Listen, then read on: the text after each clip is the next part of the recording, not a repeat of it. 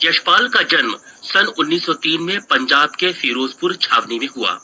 प्रारंभिक शिक्षा कांगड़ा में ग्रहण करने के बाद लाहौर के नेशनल कॉलेज से उन्होंने बीए किया। वहां उनका परिचय भगत सिंह और सुखदेव से हुआ। स्वाधीनता संग्राम की क्रांतिकारी धारा से जुड़ाव के कारण वे जेल भी गए। उनकी मृत्यु सन 1976 में हुई। यशपाल की रचनाओं में आम आदमी के सरोकारों की उपस्थिति है। वे यथार्थवादी शैली के विशिष्ट रचनाकार हैं। सामाजिक विषमता, राजनीतिक पाखंड और रूढ़ियों के खिलाफ उनकी रचनाएं मुखर हैं। उनके कहानी संग्रहों में ज्ञानदान, तर्क का तूफान, पिंजरे की उड़ान, वाह दुलिया, फूलों का कुर्ता उल्लेखनीय है। उनका झूठा सच उपन्यास भारत विभाजन की त्रासदी का मार्मिक दस्तावेज है।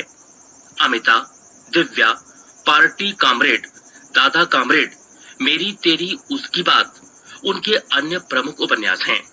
भाषा की स्वाभाविकता और सजीवता उनकी रचनागत विशेषता है। यूं तो यशपाल ने लखनवी अंदाज व्यंग यह साबित करने के लिए लिखा था कि बिना कथ्य के कहानी नहीं लिखी जा सकती, परंतु एक स्वतंत्र रचना के रूप में इस रचना को पढ़ा जा सकता है। यशपाल उस पतनशील सामंती वर्ग पर कटाक्ष करते हैं जो वास्तविकता से बेखबर एक बनावटी जीवन शैली का आदी है।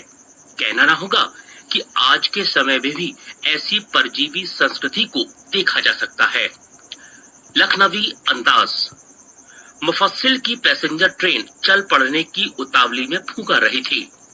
आराम से सेकंड क्लास में जाने के लिए दाम अधिक लगते हैं। दूर तो जाना नहीं था। भीड़ से बचकर एकांत में नई कहानी के संबंध में सोच सकने और खिड़की से प्राकृतिक दृश्य देख सकने के लिए टिकट सेकंड क्लास का ही ले लिया। गाड़ी छूट रही थी। सेकंड क्लास के एक छोटे डब्बे को खाली समझकर जरा दौड़कर उसमें चढ़ गए। अनुमान के प्रतिकूल डिब्बा निर्जन नहीं था। एक बर्थ पर लखनऊ की नवाबी नस्ल के एक सफेद पोश सज्जन बहुत सुविधा से पालथी मारे बैठे थे। सामने दो ताजे चिकने खीरे तौलिए पर रखे थे। डिब्बे में हमारे सहसा कूद जाने से सज्जन की आंखों में एकांत चिंतन में विघ्न का असंतोष दिखाई दिया।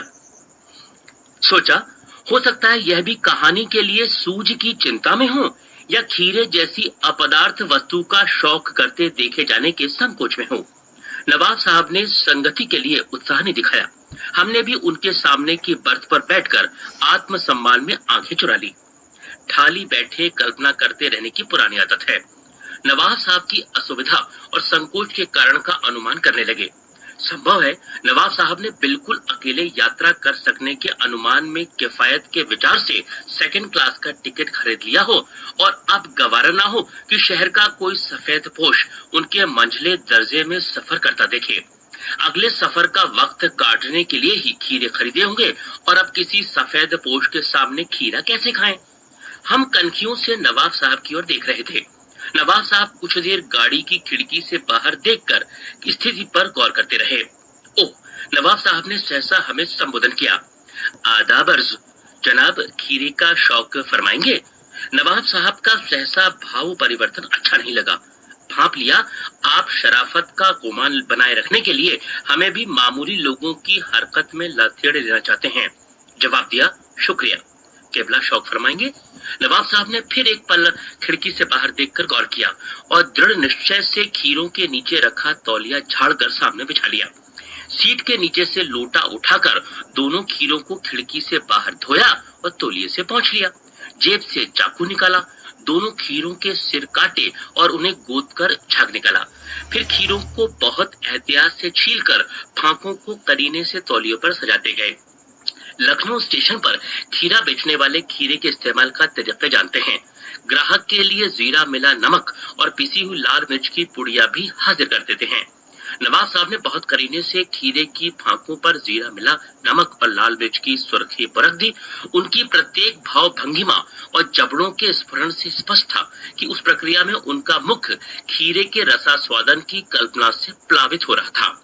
हम कनखियों से देखकर सोच रहे थे, मियां रईस बनते हैं लेकिन लोगों की नजरों से बच सकने के ख्याल में अपनी असलियत पर उतर आए हैं। नवाब साहब ने फिर एक बार हमारी ओर देख लिया। वल्ला शौक कीजिए, लखनऊ का बालम खीरा है। नमक मिर्च छिड़क दिए जाने से ताजे खीरे की पनियत फांके देखकर पानी मुंह में जरूर आ रहा था, लेकिन इनकार कर चुके थे। आत्मसम्मान निभाना ही उचित समझा। उत्तर दिया, शुक्रिया। इस वक्त तलब महसूस नहीं हो रही, मैदा भी जरा कमजोर है कि भला शौक फरमाएंगे। नवाब साहब ने सतृष्ण आंखों से नमक मिर्च के संयोग से चमकती खीरे की फांकों की ओर देखा। खिड़की के बाहर देखकर दीर्घ निश्वास लिया। खीरे की एक फांक उठाकर होठों तक ले गए, फांकों को सूंघा, स्वाद के आनंद में पलकें मूंद गई। मुंह में भर आए पानी का घूंट गले से उतर आया। तब नवाब साहब ने फांक को खिड़की से बाहर छोड़ दिया। नवाब साहब खीरे की फांकों को नाक के पास ले जाकर वासना से रसा सौदन कर खिड़की के बाहर फेंकते गए। नवाब साहब ने खीरे की सब फांकों को खिड़की के बाहर फेंककर तौलिए से हाथ और होंठ पोंछ लिए और गर्व से गुलाबी आंखों से हमारी ओर देख लिया, मानो कह रहे हो, यह है खानदानी रईसों का तरीका। नवाब साहब खीरे की तैयारी और इस्तेमाल से थक कर लेट गए। हमें तस्लीम में सिर खम कर लेना पड़ा। यह है खानदानी तहजीब, नफासत और नजाकत। हम गौर कर रहे थे, खीरा इस्तेमाल करने के इस तरीके को खीरे की सुगंध और स्वाद की कल्पना से संतुष्ट होने का सूक्ष्म, नफीस या एब्स्ट्रैक्ट तरीका जरूर कहा जा सकता है। परंतु क्या ऐसे तरीके से उदर की तृप्ति भी हो सकती है?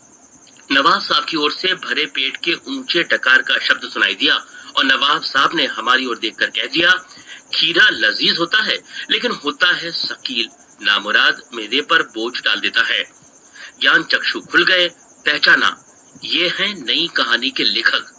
खीरे की सुगंध और स्वाद की कल्पना से पेट भर जाने का डकार आ सकता है, तो बिना विचार, घटना और पात्रों के लेखक की इच्छा मात्र से नई कहानी क्यों नहीं बन सकती?